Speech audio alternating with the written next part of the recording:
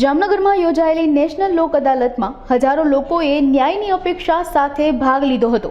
આ અદાલતમાં વિવિધ પ્રકારના કાયદાકીય વિવાદોનું શાંતિપૂર્ણ નિરાકરણ લાવવાનો પ્રયાસ કરવામાં આવ્યો હતો। ડિસ્ટ્રિક્ટ જજની અધ્યક્ષતામાં યોજાયેલી આ અદાલતમાં ડોમેસ્ટિક વાયલન્સ, પીજીવીસીએલ વિવાદો અને બેંક સંબંધિત કેસો સહિતના અનેક પ્રકારના કેસોની સુનાવણી કરવામાં આવી હતી। આ કેસોનો નિકાલ કરવા માટે આગામી દિવસોમાં વધુ લોક અદાલતોનું આયોજન કરવામાં આવશે।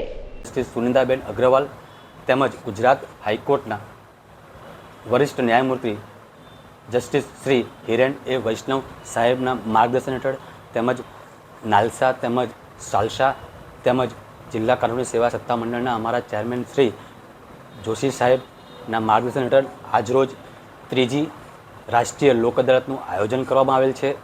આ લોક અદાલતમાં સમાધાનલાયક કેસો જેવા કે ચેક રિટર્નના કેસો, નાણાંના કેસો, એલઆરના કેસો વગેરે કેસો જેમાં સમાધાન થઈ શકે છે તેવા કેસોને મૂકવામાં આવેલા છે। જામનગર જિલ્લામાં કુલ 25,000થી વધારે કેસો પેન્ડિંગ છે। તે પૈકી 16,000 કેસોને આઈડેન્ટિફાઈ કરવામાં આવેલા છે અને આઈડેન્ટિફાઈ કરેલ કેસો પૈકી 8,000થી વધારે કેસોનું આજની રાષ્ટ્રીય લોક અદાલતમાં સમાધાન થઈ શકે તેવી પૂરી શક્યતાઓ રહેલી છે। આ વખતની લોક અદાલતમાં અમે જે ડેકોરેશન કરેલું છે, જે રંગોળી કરેલી છે, તે સમાજને એક મેસેજ આપવામાં આવેલો છે કે જે કોર્ટોમાં કેસો પેન્ડિંગ છે તે સિવાય પણ સમાધાનથી સુખાકારી બંને પક્ષકારોની સંબંધિતથી સમાધાન થઈને તેવા કેસો પૂરા કરવાનો પૂરો આશય રહેલો છે અને તેઓ સોસાયટીને મેસેજ આપવા માટે અમે આ કાર્યક્રમનું આયોજન કરવામાં આવેલ છે।